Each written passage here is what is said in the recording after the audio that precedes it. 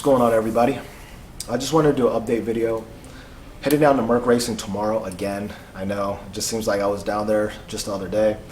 I am going to upgrade the water pump, and I am going to install my upgraded front springs.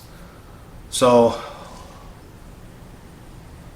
the IATs with the stock water pump that comes with the kit has been great.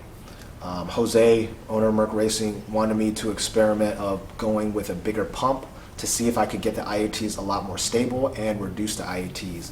So just driving around doing a couple pulls on hot weather. It's been really hot out around here. I mean, it's been hitting 100 degrees for like, I think 2 weeks in a row. Every day for 2 weeks, I mean. So the IATs never really hit above 130, even with the outside temperature being above 100. It did hit 140 at the dyno for a split second during the pool, but I feel like that had everything to do with we were in an enclosed area. It was almost 100 degrees in the facility, and it was 75-degree humidity. So, you know, and plus, you know, having artificial fan or just fans blowing artificial air, not real life air, you know, while you're driving into, you know, through the grill and the components of your cars to cool everything down is not as efficient as if you're just driving your car. So at that point, I think the IATs did hit about upper 130s, close to 140. I think it might have hit 140, and that was with the temperatures around 100 degrees. So what we're planning on doing, putting the bigger pump, so it should push the fluid through the whole system a lot faster, allowing it to cool through the, you know, going through the after cooler, cool everything down, and going back and cooling down the, sorry, not after cooler, going through the front mount, through that, going to the after cooler, which is in between the supercharger and the block, and the fluid going through there, cooling that down, which the air goes through that, and it cools the air down. So we're just trying to stabilize everything, and as you guys know, cooler IATs, I can make more horsepower and not have to worry about knock. Second of all, the springs. As you guys know, I did get the Godspeed Monomax coilovers. OEM, their OEM spring rate was 10 in the front, 14 in the back. As you guys might know, I upgraded the rears to IBOC 18Ks. After that installation, I did it after Reese's Cars did his, and he said it just improved the handling significantly. So I went ahead and did that. Huge difference. I highly suggest it. It stiffened up the rear. I mean, it handles like it's on rails. I love it. However, with that upgrade, the 10K up front seems like it floated a little bit on the highway, so I wanted to stiffen that up a little bit.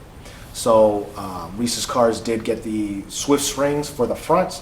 He got 12K. He installed on his car.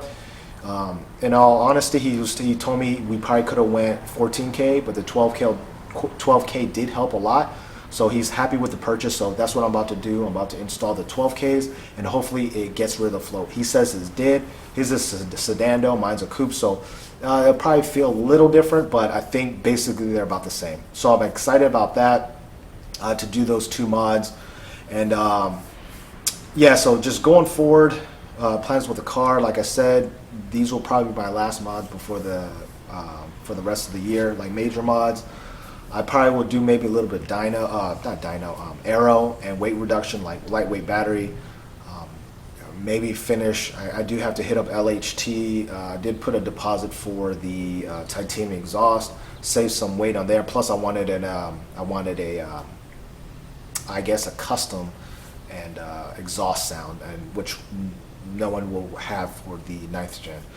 Also, I could go. I was thinking about getting the front splitters, side splitters, just to help improve with the aero when I do take it to the track. So those are a couple things that I plan on doing. But other than that, man, extremely happy with the car.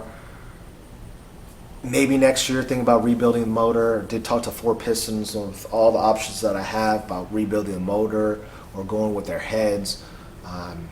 They were telling me that their heads, their ported and polished heads with the upgraded valve train, they're pushing about 360 CFM. If you guys don't know, a stock K20, which everyone rants and raves about, it's about 280. So this thing flows. And I was thinking about doing the K20 swap, head swap.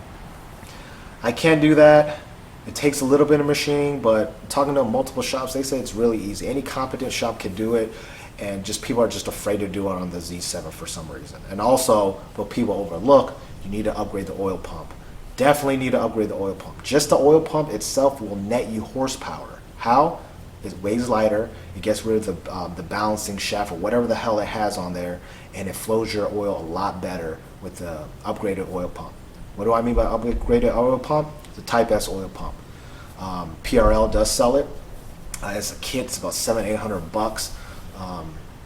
We've talked to a couple people. I've talked to a couple people. Jose MercRacing has talked to a couple people, and they said just that alone has allowed them to rev their motor to 8 or even higher with no issues, with a K20 head swap or without it, with their just imported head. They make power all the way up there and they have no issues. So I have to decide if I just want to go full rebuild or get the ported head, upgrade the head, valve train, and switch to the Type S oil pump and see what my car does from there. I probably can reduce the PSI on my supercharger, maybe run about 16 PSI, maybe back down to 15 with the ported head. Will net me maybe the same amount of horsepower, or I could just keep it the same and maybe hit about 450 wheel horsepower. I am pretty confident that these motors, just talking to a lot of people, these motors are strong. It's just I think people neglect they over rev it and they think they could push the 8K without upgrading the oil pump, and it just their motor is starving for oil, so they start spinning bearings and stuff like that. So that's about it, guys. Just wanted to give you guys a quick update. I'll probably make a video when I'm down there, hopefully, if it's not too hot, because last time I was down there it was hot. I just didn't feel like recording anything. But yeah, that's about it, guys. Till next time.